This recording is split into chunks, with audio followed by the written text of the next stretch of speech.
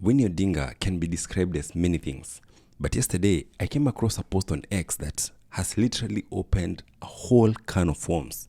The post said, Winnie Odinga is who she thinks she is. For context, Winnie Odinga had just finished her 1 hour plus interview on Citizen TV. Winnie Odinga, MP for Yala, thank you for speaking with us on The Explainer tonight. It's been a pleasure hosting you. Thank you very much. So, as a true political reporter, I had to go back and watch the full interview on The Explainer, that is on Citizen TV, hosted by Yvonne Okwara. Welcome back to The Explainer. We thank you for staying with us.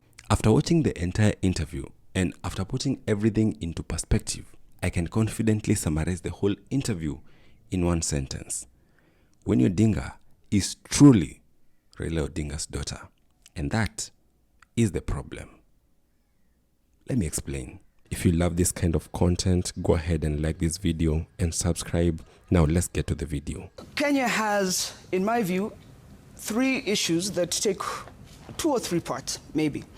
The first is the unwillingness or the inability for the leaders to recognize that the desires of their people has changed.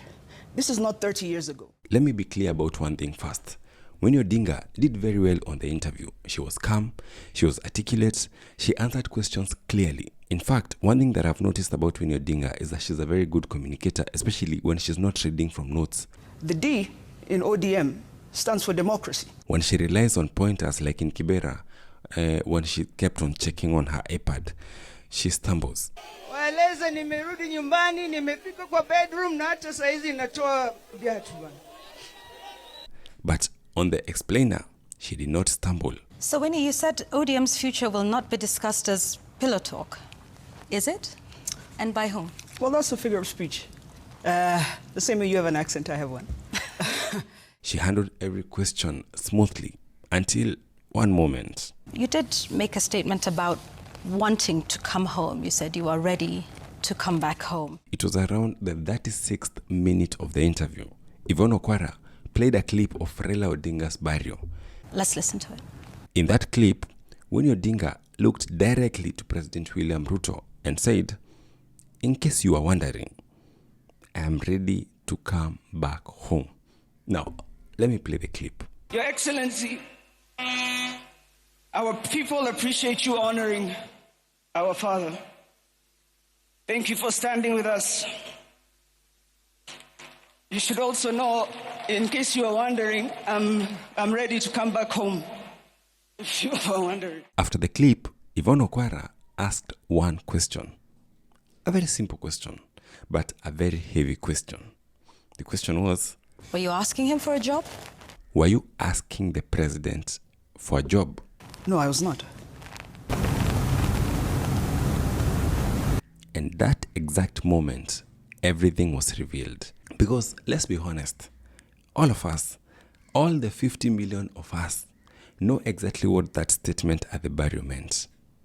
You don't need the president's permission to come back home. You don't announce your return to the country by addressing the president directly. That moment was a job ask. We can be honest about that, at least. What were you asking him for? I wasn't asking him for anything. I was telling him that I would love to come back home. Okay. Yes. Right there, I was not only looking at Winnie Odinga. I was looking at Winnie standing in the shadow of someone else.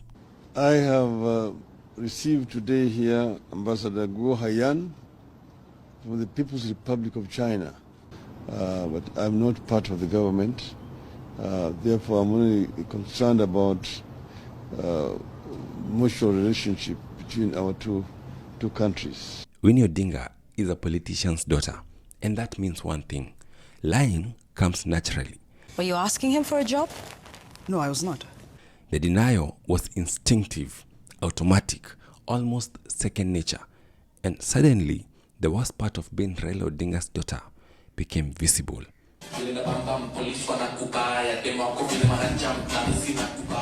Let's talk a bit about Raila Odinga. Raila Odinga was a great man in many ways. But there's one thing that we will never forget.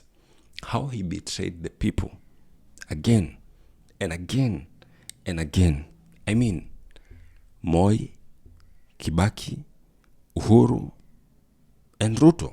That serial betrayer has never wanted to be the president of this country. He's been using Vine and his almost maniacal following to maneuver his way into power so that he can enjoy the trappings of the same without the responsibility of the same. This man, at every opportunity to join power, he did. Outwardly, he spoke the language of the people. Justice, rights, reforms. For the past 40 years, Raila has been a defender of social justice. He's fought for the upward social mobility of the people of Kenya. But when the moment came when he was supposed to stand with the people, he always shook hands. And every handshake ended the same way. He walked away with power, influence, and the money. I know he was paid in Tanzania. I have the evidence. Raila was paid in Tanzania. How much? 50 billion. So, watching the interview, it became clear that if Winnie Odinga were placed in the same position as her father, should make the same decision. Not maybe, not possibly, but definitely. When if you're offered a position as cabinet secretary, principal secretary, or any other senior level in government, would you accept it? If I talk to the people and they ask me to do that, then that is what will happen. Let me talk to Kenyans for a minute, because once again, we are falling into a familiar trap. A trap of believing that a big name will save us. The Odinga, the Kenyatta name, the Moi name, and in the future, the Ruto name. These names have dominated our politics for decades. But what have they given us? Debt, poverty, and broken systems. Right now, it is alleged that the Uhuru administration left us with 6 trillion Kenya shillings that was missing. And right now, we still have 12 trillion that has been borrowed and that our generations are going to be trapped paying when we did not even benefit from them. Yet, we keep hoping that the children of these people who borrowed a lot of money and spent it on their own families are somehow going to come back and save us. How does that make sense? Raila Odinga has officially accepted her nomination as Kenya's permanent representative to the United Nations Environment Programme, UNEP. Look at even what is happening right now. Winnie Odinga on the interview actually congratulated her mother over the UNEP position. Any comments to her recent nomination to Kenya's permanent representative and ambassador to UNEP? No, I'm extremely proud of her. Well, the whole family is proud of her. Like I said, she deserves it. But that position, many Kenyans know what it was. It was pure tokenism. Because even her own appointment to East African Parliament, that is Winnie Odinga, it was another tokenism. These positions are not earned. These positions are negotiated for. They are basically political favors. If the people tell me they want me to be a local politician, perhaps an MCA, that is what I'll do. Winnie Odinga says that she can serve at any role, even an MCA. Me and you know that that is not true. That she wants to be in a government and she wants a government job. Maybe a CS or something. You're going to hear her talk about the CS thing. Do you think you're qualified to be a cabinet secretary? I know I'm qualified. Under this administration? I'm qualified under any administration until the constitution of Kenya is changed. And that is exactly what she was asking from the president. And when that job did not come, that is when she started the attacks. Make no mistake, if this job had been offered to her, the tone would be very different. She would be singing two-term today. What Winnie and the mother are doing is trying to blackmail President William Ruto to probably bring them not only into government, but do for them something. But unfortunately for her, William Ruto understands this game very well. He only rewards those people who can offer him something. And right now, that is what Winnie Odinga is trying to do. She's trying to build political value, building a large enough following to bargain with Ruto.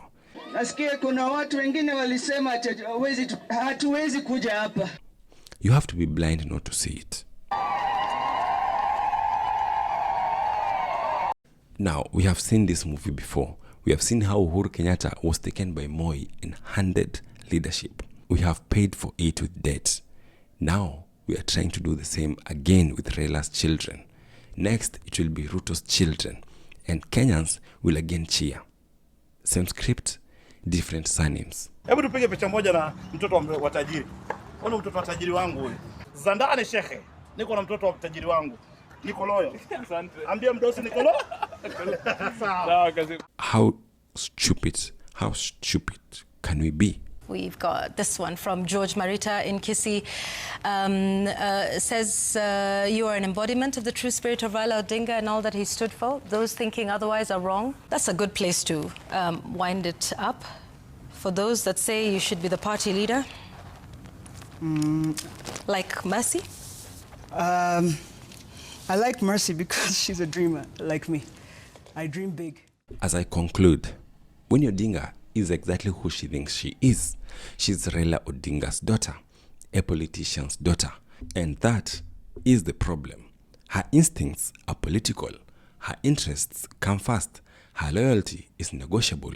So you believe UDA and ODM are somewhat similar in ideology? I believe crazier things have happened. Kenya will not be saved by surnames. It will not be saved by dynasties. It will not be saved by children of power. I am coming to tell you whether Winnie Odinga is a two-term or a one-term. Now listen and listen very carefully. Winnie Odinga anajaribu kuwekelea double chance. Winnie Odinga hafaitii mwananchi wa kawaida. Winnie Odinga anafaitia chama ambayo anahisi kuwa ni chama cha babake. We must stop looking for saviors in famous families because those families already have taken enough from us. So summarized in the period up to the time Uhuru left, we paid 5.6 trillion. Okay. And still we had an outstanding of 8.4 trillion. Or Uhuru took what? 8.7 trillion. Yes. All right? Yes. Today, we are at 11 trillion. So the next time that we say drain the swamp, that must include the one occupying the swamp and his or her children, unless proven otherwise.